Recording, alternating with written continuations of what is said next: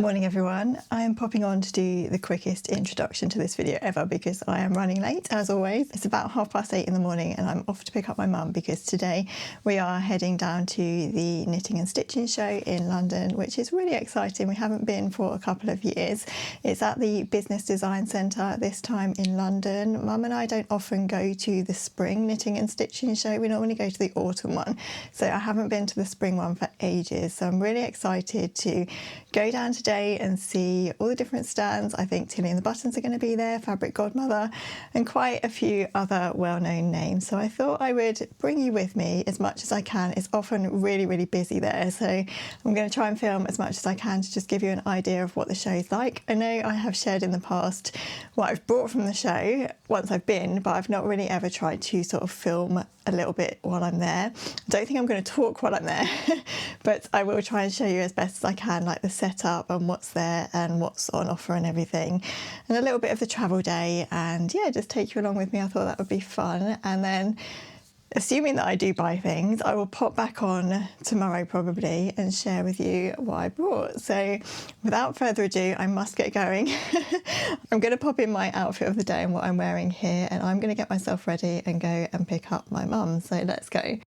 My outfit of the day consisted of some new Protea pants by Paradise Patterns, which I haven't even shown you yet. These are literally hot off of the sewing machine and I could not wait to wear them, so I'm wearing those today with a basic long sleeved t-shirt from H&M, which is ribbed, and I couldn't quite decide on what jacket to wear initially. We've been having some quite warm weather here in the UK and the Stitch festivals do get very hot inside, so I did not want to be carrying a big coat around.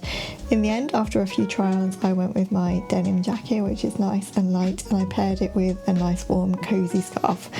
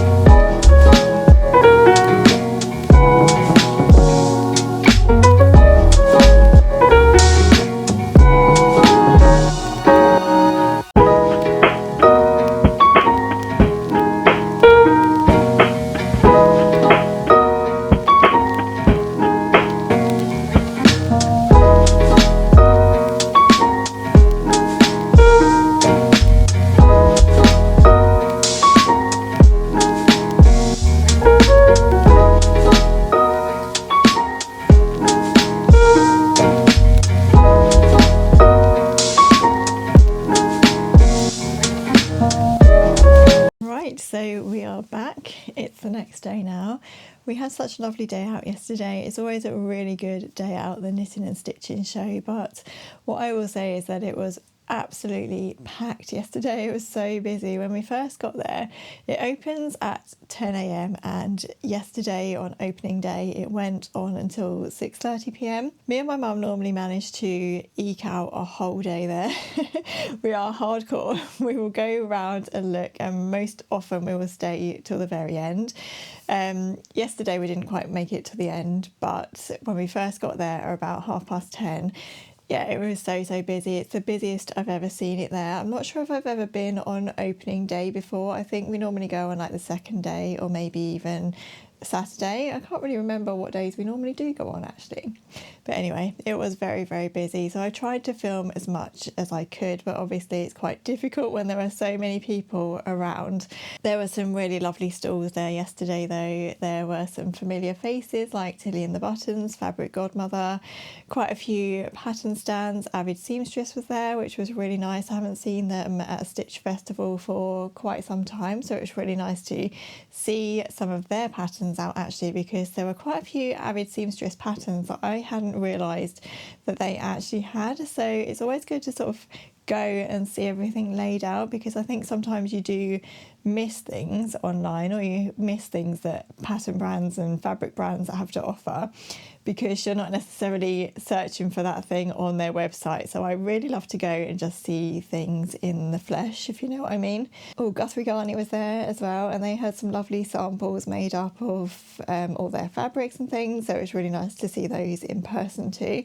And then there are always the smaller independent fabric stores, and then there are the sort of tables of really large fabrics as well, and they're often sold on rolls, and they get really, really busy, and you really do have to sort of search and look amongst the rolls and see what they actually have on offer. So yeah, it was a really fun day. I think the March show is always a little bit different from the October one. We normally, as I said, I think tend to go in October, so we're always sort of autumn, winter time. So it was very different to go yesterday and be going with sort of spring makes and things and spring fabrics in mind. That was different for me, and I wasn't really going with any kind of list or agenda. I was literally just going to walk around and see what they had and see what took my fancy, which was also nice. There were much more sewing patterns and brands around yesterday than there was yarn, which for my mum is not so good because she's more of a knitter than a sewer, but it was good in a way because she ended up coming away with a couple of sewing projects, which she's going to hopefully get on with this springtime, which she maybe wouldn't have done if she was distracted by the yarn and the knitting stuff. So yeah, lots of sewing around yesterday, and also lots of kits. So lots of embroidery kits, there was needle punching, a few sort of fabric dyeing kits and things around, which was nice, and cross stitch too. So it was a really, really lovely day. Quite tiring because if you are hardcore like us and you do stay for the whole day, you're literally pretty much on your feet the whole day because everywhere is really busy and there's not really a lot of areas to sit down. There's a few sort of cafes and coffee places, but most of the time you have to sort of stand and drink your coffee because there's not a lot of seating, not till more towards the end of the day where it starts to sort of thin out a little bit. And then we did find that we could actually sit down with a cup of tea, which was nice. So let me show you what I bought. I'm going to start with the biggest thing first of all. So I bought this without really thinking about how bulky it was going to be to carry around the rest of the show. But I couldn't really pass this up. This is Sherpa fleece. So this is a bit of a random one, but last autumn, I was looking for some Sherpa fleece because I wanted to make a jacket, which didn't actually end up getting made in the end. But I was thinking that I wanted to make an Ilford jacket and line it with Sherpa fleece, but I didn't actually have any fleece, and I couldn't really find anything online or around where I was that was right. And I think it's very difficult sometimes to buy this kind of fabric without feeling it, because some fleeces can be quite polyestery and quite acrylic and not feel very nice. There was a fabric stand, and I can't remember where I bought this from. If I can, I'll try and put the names on the screen here when I've gone back and had a look. But they were selling off Sherpa fleece for £12 a metre. So I got 1.5 metres of this lovely soft cosy Sherpa fleece just to have in my fabric stash. It probably won't get used until next autumn winter time, but I think it will be really good for lining a jacket, and it's just so soft and cosy, and it was exactly what I was looking for around autumn time last year. Yeah, it was very bulky. The man rolled it up as tightly as he could and put it in a plastic bag for me, but it was still a little bit bulky to carry around the rest of the show. nonetheless though, I'm glad that I've got it and I have it in my stash now. And I also brought myself a new quilting ruler. I have needed a new quilting ruler for so long, and I really wanted one with inches on because my current quilting ruler is in centimetres. And I actually need to get another one in centimetres because the numbers on that ruler have actually rubbed off because I've used it for so long. I must have had it for about 10 years, I think. So it's done me well. But these are quite expensive to buy. So it's not the kind of thing I just want to sort of, buy without thinking. So I decided to get one with inches on because my other one with centimetres will last me for a little while. I can kind of count the centimetres and do it that way. So eventually that will need to get replaced, but for now I thought I would go with one with inches on because a lot of quilting patterns and tutorials and things are done in inches rather than centimetres, so it's always really handy to have one that's in inches. And I really like the colour of this one as well. I thought it was really bright and it's really easy to see the numbers on it, so that is just a very sort of practical purchase. So I'll just move on to my last non-fabric purchase. I love the Fabric Godmother stand. They always do it really beautifully, and they select really lovely fabrics to bring with them because they can't obviously bring their whole collection, but they always sort of set it out really nicely in colour order, and I loved having a look through all of their samples. So the Fabric Godmother carnation blouse has been on my radar for a while now, and I wasn't sure whether to buy it. I put off buying the pattern, but then I don't know why I put it off, by the way, because it is a really lovely pattern and I know I'll get loads of use out of it. But anyway, they had a beautiful sample, or loads of samples actually, of this sewn up on their rail, and I was really taken by the sample of this denim version that they had. It was sewn from like a tencel denim chambray and it was just so pretty. And so I wanted to buy this pattern because it's already printed out and that just makes life so much easier, doesn't it? So I brought the pattern, and then I really wanted to get the exact same fabric that they had the sample made from, but unfortunately they didn't have the exact colour of the tencel denim that the sample was made from. They had a lighter colour, but it just wasn't quite right. And when you just really want something in a particular shade, or I'm very much like that anyway, I have to have exactly what's in my head. They didn't have that colour available, unfortunately, so I brought the pattern only from Fabric Godmother. What I really like about the Fabric Godmother stand as well is that they always offer you a fabric tote bag with your purchase, which I think is really nice. I mean, obviously it's good advertising for them, really, isn't it, to walk around the knitting and stitching show with this over your shoulder because then people will probably be like, oh, Fabric Godmother, where are they? I'll go and check them out. But yeah, it's really nice. And then obviously you can reuse this for your shopping, or I'll probably put knitting or something like that in it. But yeah, I really love that. And it's quite funny actually, because when the lady was taking my purchase, she said to me, do you want a bag? And I already had a paper bag, so I was like, oh no, it's okay, I'll just put it in here. And then she got the fabric bag out and I was like, oh, actually maybe I will have a bag. And she said to me, oh, good save, and then she gave me the fabric bag, so I was really pleased that I didn't miss out on that. But yeah, I'm really looking forward to sewing up this carnation blouse pattern. If you've sewn it up, let me know in the comments how you found it. Right, so let's move on to fabrics then, because everything else I brought was actually fabric. So there was a lovely stand there that I hadn't seen before that was selling loads of sort of whimsical patchworky fabrics, and I could have brought probably one of everything that was on her stand. It was really pretty, but I didn't. I decided to go for just a couple of fat quarters because, as you probably know, at the moment I'm really into my patchwork and making project bags and pretty sort of notions, pouches and things like that. So I'm always happy at the moment to add pretty floral cottons to my collection because I know at the moment they're going to get used. And there was a time when I was doing my Poppy and Primrose shop where I used to buy a lot of cottons because I knew that they would get used in the products that I was selling, and then I stopped buying or being able to buy so many pretty cottons because they just weren't getting used.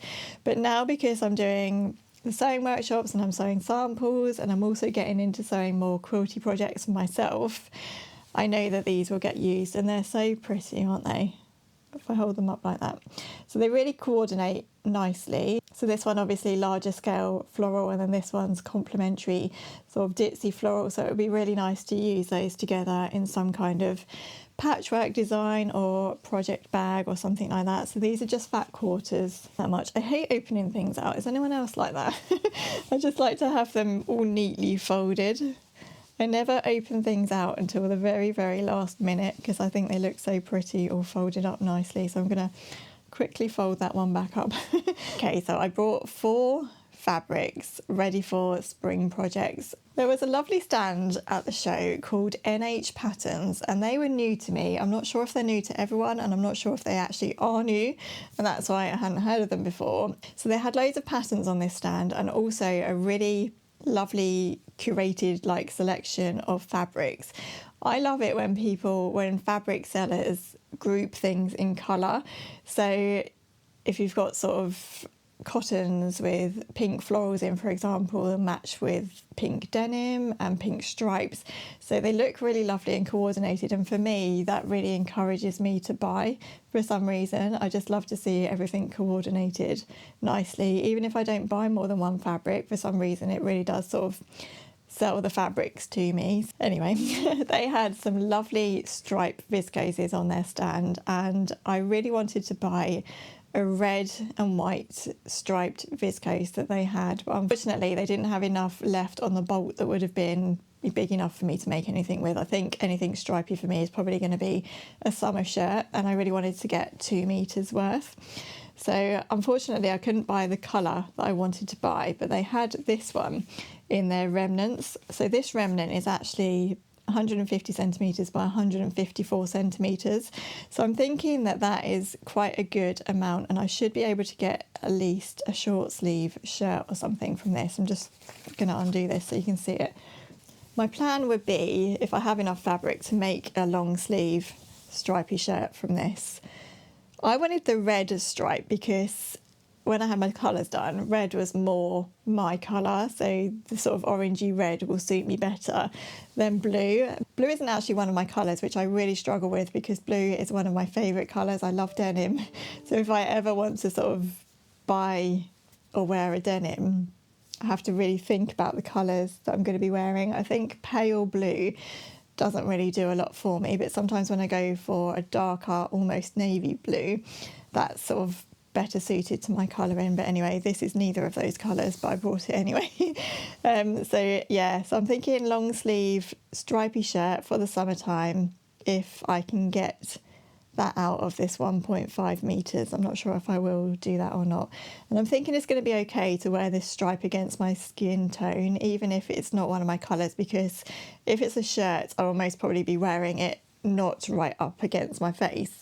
I'll have something on underneath it, or I'll be wearing the shirt open or with something else over it or whatever. So I'm hoping I would get away with that, but I just couldn't resist it. You know how much I love a stripe, and this is a really lovely cotton. It's 100% cotton, but it doesn't feel stiff in any way. It's almost like it's got a little bit of viscose or a bit of viscose linen in it. It's lovely and soft, and I'm really tempted to go on the website and actually buy the red version of this too. Then I also brought this, which again I just couldn't resist. This is such a lovely light cotton fabric, but it's the softest cotton.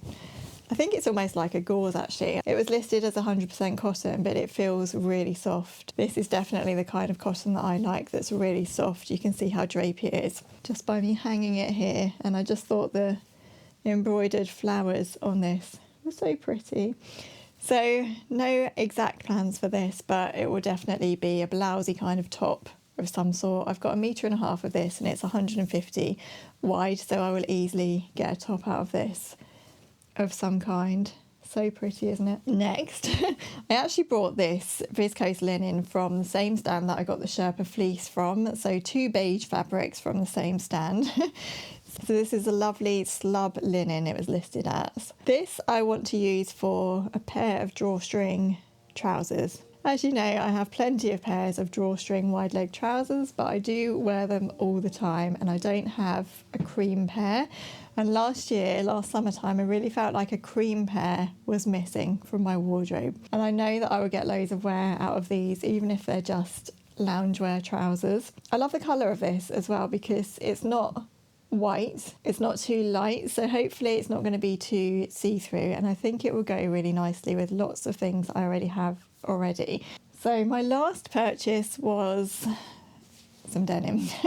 So this is a denim chambray. So I was being very particular about the colour of the denim that I wanted. Well, actually, I went to the show with the plan to make, I had one plan actually. I went to the show thinking that I'd really like to make a nice denim shirt, a nice tencel denim shirt. I find it very, very difficult to buy denim online, especially if you're looking for like a denim shirt or something, because for me, I never want a shirt to feel too heavy or too restrictive. So I was being very particular about the kind of denim that I was looking for, which is why I really, really wanted that tencel denim from Fabric Godmother. I'm going to look on their website actually and see if they still have any, because I know that it will all get used. But anyway, I found this denim chambray from a shop called Dots and Stripes, which again I'll link below. But this is a really lovely soft chambray. So it is a cotton chambray, it's not tencel, but it does feel very, very soft. And I think it will do well as a shirt of some kind. I'm thinking I will possibly sew the carnation blouse from this. And if I do it as a short sleeve, if it is a little bit crisp and not quite so drapey, it's not going to bother me so much as if I make a long sleeve denim shirt. I find, again, chambray quite difficult to buy online because I think this kind of denim is very difficult to photograph.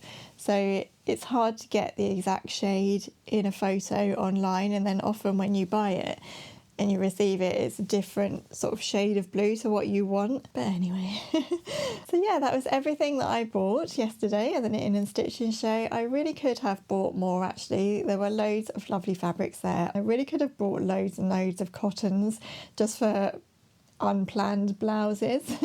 So I feel like I reined myself in quite well, and even though I've got a couple of fabrics in there that aren't necessarily earmarked for a specific project, I kind of know what I am going to make with them, rather than just buying loads and loads and not necessarily having a full plan for them. Well, that's my justification anyway.